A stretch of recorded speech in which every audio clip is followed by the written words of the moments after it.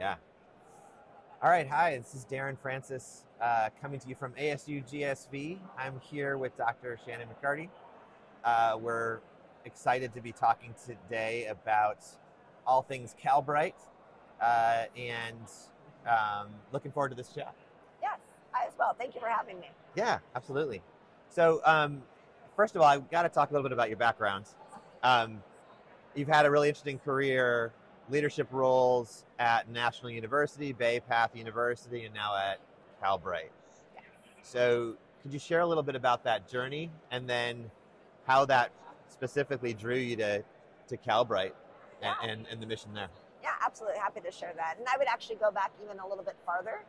My higher ed journey actually started at Rio Salado College, Okay. and I was a full-time faculty member. And Rio actually was a very early adopter into online education. So my entire career in higher ed has always been in an online school realm and really focused on serving a very diverse population of students. And so that's always maintained where my passion is and what I'm drawn to. I was very lucky to work at National University, who I think is doing a lot of great stuff to really support diverse learners and really Yeah. expand how they offer and great scholarships and just great opportunities for students. And then when I saw Calbright pop up and knowing it was kind of California's online community college, but also really wanting to see a transition from not only online education, but to competency-based education, and then the focus on short-term certificates, and realizing that, we're in this point in time where there is, I think, a reflection of the ROI of higher ed, and really, how do we get students not just degrees, but jobs? And knowing that, Calbright was really designed to help adult learners move into the job market, career entry opportunities, and as quickly as possible. And also really thinking about, their prior knowledge and skills and how do we honor those, and then Yeah. create really short-term degree paths to get them in. And so, couldn't have picked a better place to be, and also just the opportunity to be at a startup. You don't Yeah. get to do that very often in your career. Right. Yeah. Oh, no. I really also can just say observationally that it feels to me like this is sort of the moment for Calbright in terms of where we're at as a society, what the challenges that we're facing. It's really an exciting time to have everything that you guys have built and worked so hard to build, have that available right now in the state.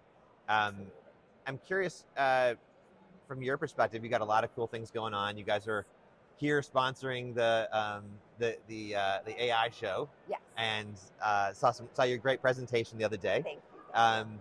But from your perspective, what are some of the more exciting projects or innovations that you guys are leading at Calbright? Yeah, absolutely. And I think we're very lucky that we do get do a lot of innovative work. Some of the things that we're kind of probably early adopters and starting to pilot is a lot of the AI tools. Working with a company like Learning Clues and really thinking about how do we integrate AI opportunities for students to help build their confidence and their competence in leveraging AI, but then also creating that just-in-time technology and support for students, which I think AI really lends us to. So we're working with some AI tutoring tools. Some other exciting opportunities is we are now in the process of integrating durable skills across all of our programs. Really? So not just thinking about technical skills, but knowing that students really need critical thinking Yeah. and problem solving, digital literacy, as they're building their technical capacity. So we're integrating those across all of our programs.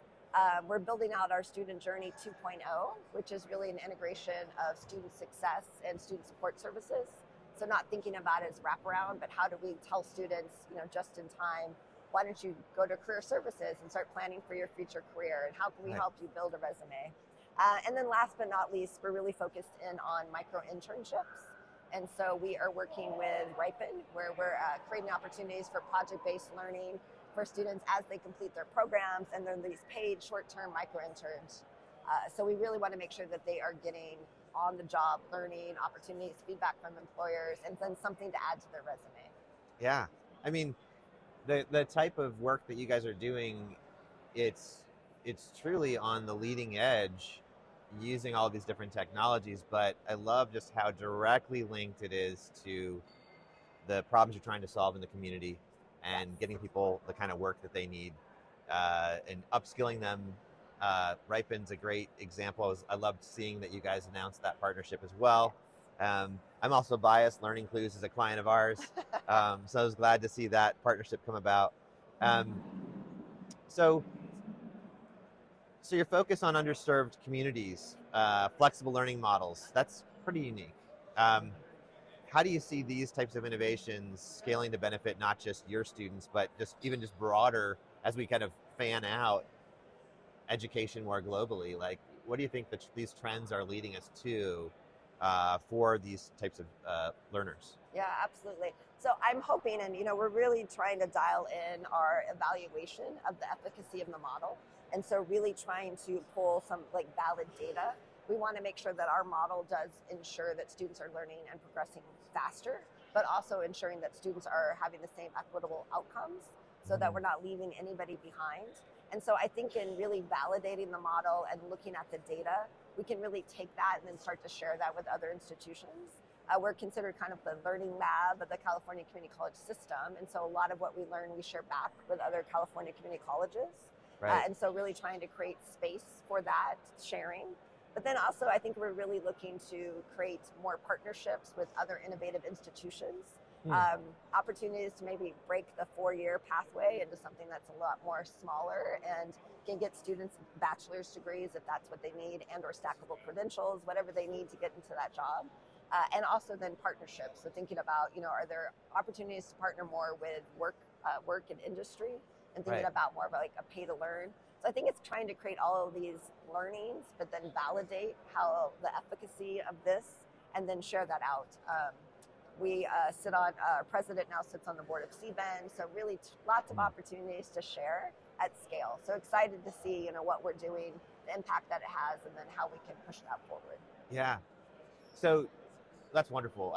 I'm also curious about, so I've been looking at across the states, every state is doing different things to try and empower and unlock the potential of different forms of career education, really trying to link students into well-paying jobs through the certificate programs like you guys have designed.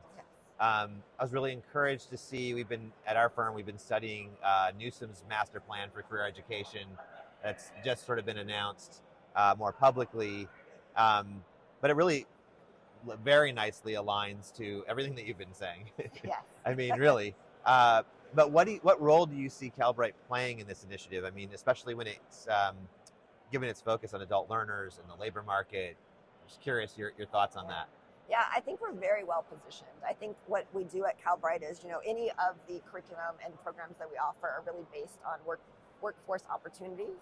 So identifying where there is a gap and how we can help students fill that gap.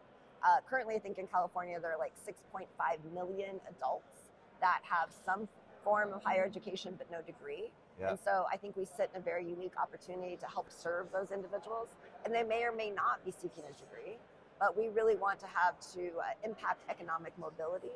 And so that's why we're really trying to make sure that any program they have is really work-based informed. And then we also have a really strong workforce strategy team that is going out and partnering. We have our CWA project, which is a partnership with GoBiz, which is across the state of California. We'll be working with Tech SF, so really trying to create more opportunities for internships for students so they can grab those skills. But then really, I think at the end of the day, we want to make sure that we are working with the workforce to make sure that if students leave us and go to jobs, that we get the data and information from how they're succeeding in those jobs, and or areas that they still need gaps, and we need to help inform or create more knowledge and education to support them. And so just kind of like informing the work that we do back. So I think the ideal state would be, we create the programs and opportunities based on really strong workforce needs, and then our students are getting those entry-level jobs and careers. Yeah, oh, it's brilliant. Well, I'm super excited for what you guys are doing. I'm a big fan. I look forward to seeing a lot more of the success that you guys have coming out in the next year or so. So thanks for doing this today. Yeah, thanks for having me. All right.